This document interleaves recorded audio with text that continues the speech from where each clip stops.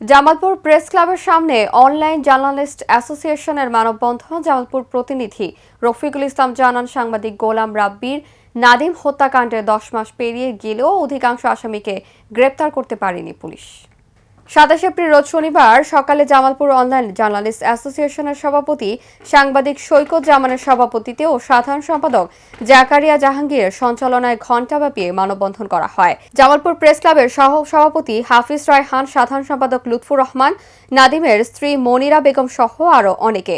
হত্যা মামলার বাদী ও নিহতের স্ত্রী মনিরা বেগম অভিযোগ করেন, মামলার 2 নম্বর আসামি ও মূল হত্যাকারী ফাহিম ফয়সাল রিফাত পুলিশের ভাষায় পলাতক থাকলেও প্রকাশ্যে এলাকায় ঘুরে বেড়াচ্ছেন।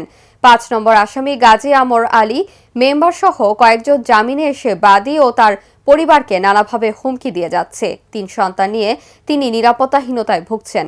নাদিমের পরিবার নিরাপত্তা সকল আসামিকে গ্রেপ্তার ও সর্বোচ্চ শাস্তি ফাঁসির দাবি জানান সাংবাদিকরা।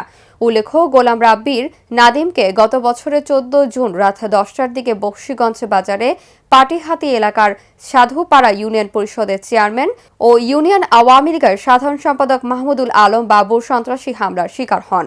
পরদিন 15 জুন বিকালে ময়মনসিংহ মেডিকেল কলেজ হাসপাতালে চিকিৎসাধীন অবস্থায় তিনি মারা যান। এই ঘটনায় 10 মাস পেরিয়ে গেলেও এজাহারভুক্ত কাউকে গ্রেপ্তার করতে পারেনি পুলিশ। তবে 1 নম্বর আসামি সহ 5 জনকে র্যাব গ্রেপ্তার করেও অধিকাংশ পুলিশের কাছে পলাতক।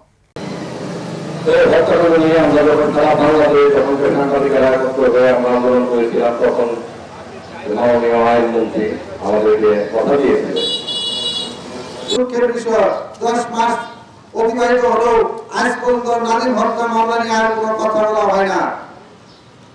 সেই কুখ্যাত সন্ত্রাসী তারও চেয়ারম্যানের ছেলে রিফাত প্রকাশ্য ভুললেও পুলিশ তার রূপ পর্যন্ত স্পর্শ করতে পারছে না।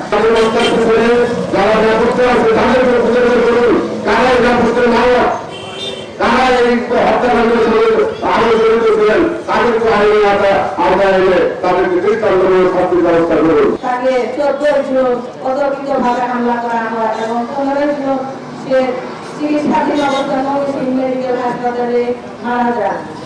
আর 10 মাস হয়ে গেল আমি এজাহারভুক্ত আসামি 22 জনের নামে মামলা করেছিলাম এবং 20 থেকে 25 জন অজ্ঞাতনামা ছিল।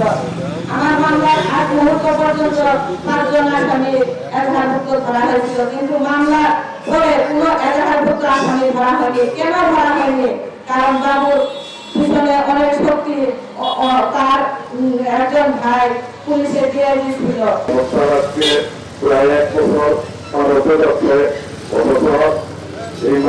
এই মামলার যারা আসামি বর্গতে 8 জন আসামিকে এখনো গ্রেপ্তার করা হয়নি। আমরা তার ব্যক্তিগত পরিচয় থাকতে পারে না। সরকারের বিরুদ্ধে ব্যবস্থা গ্রহণ করার জন্য আমরা এই মানব পক্ষ থেকে অনুরোধ জানাচ্ছি। আমরা